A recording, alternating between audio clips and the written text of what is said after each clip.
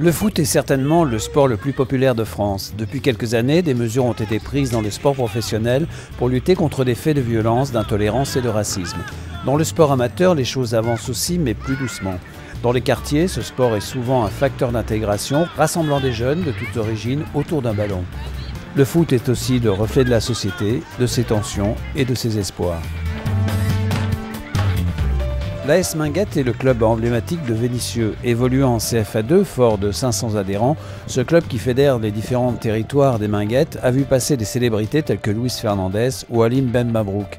Héritier malgré lui pendant longtemps d'une vision négative des banlieues, le club qui fonctionne comme une famille fait un travail de fond sur le plan sportif et de l'éthique du foot. Quand on allait jouer à l'extérieur, on avait l'impression qu'on n'était pas une équipe de football, qu'on était des bandits d'un quartier qui se déplaçaient dans des villes, dans la campagne, tout ça. Il y a eu un travail de sape qui a été fait pendant des années au sein du club. C'est vrai qu'on a instauré un petit peu tout ce qui est discipline, tout ce qui est attitude, tout ce qui est comportement avant, pendant, après le match, parce que c'est les éléments.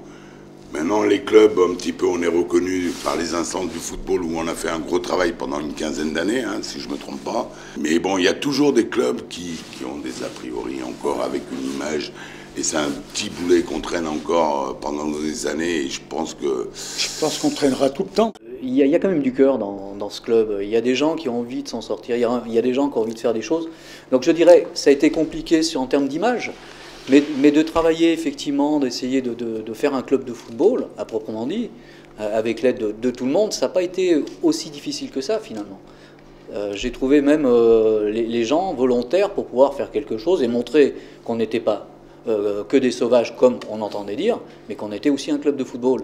Et aujourd'hui, ce qui est important, c'est qu'on est reconnu comme de bonnes équipes de football.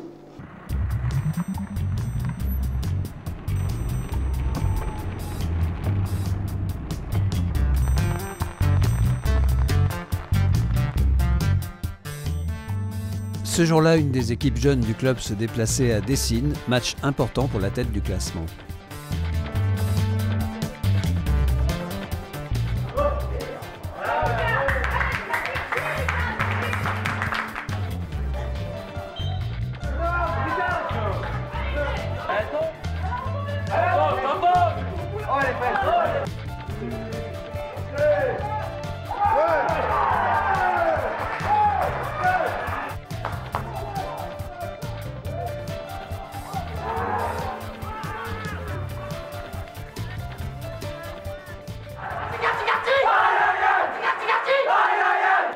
Je pense qu'on a eu un esprit irréprochable. On n'a pas gueulé par rapport à l'adversaire, on a aimé beaucoup, on s'est repassé, on a été fair play, je pense. Donc c'est important aussi.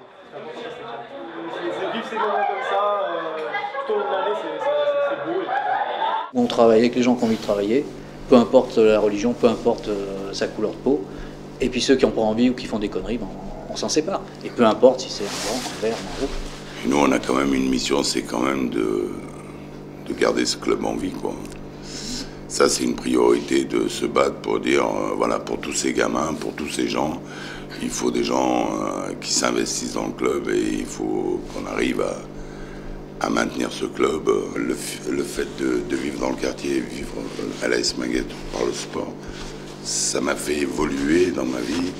Ici, quoi qu'il arrive, quoi que vous avez comme problème, vous savez que vous n'êtes jamais seul et que vous aurez toujours du monde derrière vous pour vous aider. Et ça, je crois que c'est primordial.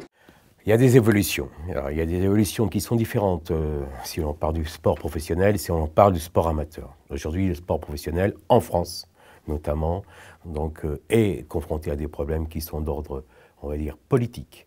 C'est-à-dire que certains groupes influents, de plus en plus présents dans les stades de la mouvance d'extrême droite, souhaitent donc investissent les stades pour faire passer, exister médiatiquement, bien sûr, parce que le foot est médiatique, et en même temps donc exister en infiltrant donc les groupes de supporters pour véhiculer leur culture de la haine et du rejet de l'autre.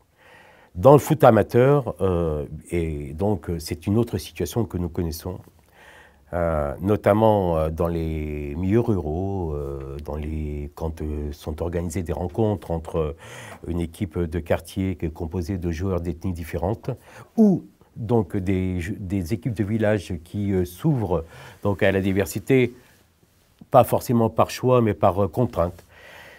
Cette diversité, on peut dire, est très mal acceptée lorsque se passent des rencontres. Chaque dirigeant de club, ou 2 au moins, doit avoir suivi une formation pour l'arbitre. Ça, c'est obligatoire. Réunion de la LICRA à Saint-Étienne, où ce samedi-là se déroule un événement important avec les Verts. De Heil Hitler et d'appel à la haine raciale. Les Magic Fans, ils sont ce qu'ils sont, hein, mais alors ça, ils n'ont pas pu le tolérer. Ce soir, c'est un grand jour puisque nous allons renouveler la charte qui nous permettra de travailler avec l'équipe locale, la grande équipe, l'ASS et la Ligue de foot professionnelle. Donc c'est quand même quelque chose de très important qui nous permettra de travailler dans le sens où on va pouvoir organiser des actions d'information et puis de lutte contre les discriminations dans le foot et puis surtout le racisme dans le foot. C'est que ça nous donne vraiment une crédibilité en disant regardez ce qu'on arrive à faire avec le sport professionnel. Encourageons les non-professionnels, les amateurs, à travailler dans le même sens. Donc ça, c'est très intéressant.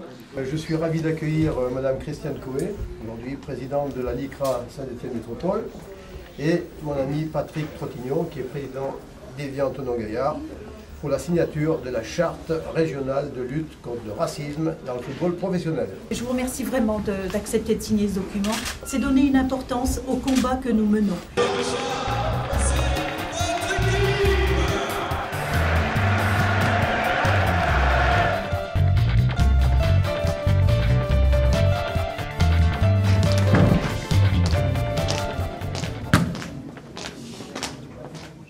Qu'est-ce que ça vous inspire des joueurs qui portent un maillot comme ça à l'échauffement avant de jouer?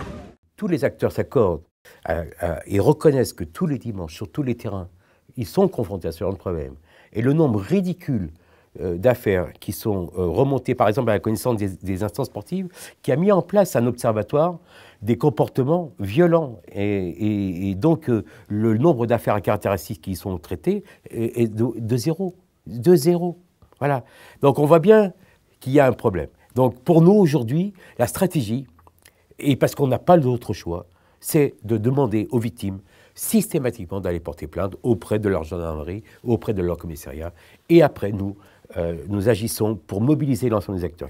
En 2008, lors d'un match du district de l'Ain, Patrice Tondela, alors arbitre, a pris la lourde décision, en respect des règlements du football, d'arrêter un match entre l'équipe de Lagneux et celle de Rossillon pour insultes racistes. Ce sera la première fois dans le football amateur qu'un joueur sera condamné par un tribunal pour insultes racistes proférées contre un autre joueur. On n'a jamais vu, je n'ai, sauf un cas, mais qui a été fêté par l'AIPS, l'Association internationale de la presse sportive, un cas d'un individu, d'un arbitre, qui aurait pu être, comme au moment de la Deuxième Guerre mondiale, un juste parmi les justes. C'est tellement exceptionnel.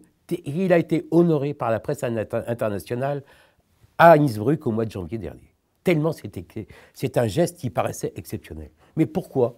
Parce que cet homme, à un moment donné, a dit « c'est plus possible ». On est en 2e division de district de football. Par rapport à l'enjeu sportif, par rapport à sa carrière d'arbitre, il a dit « je me bats pour mes principes. Je mets mes principes au-dessus de tout, voire même au-dessus de ma carrière d'arbitre. » Et c'est ce qu'il a fait. Ça lui a effectivement coûté sa carrière.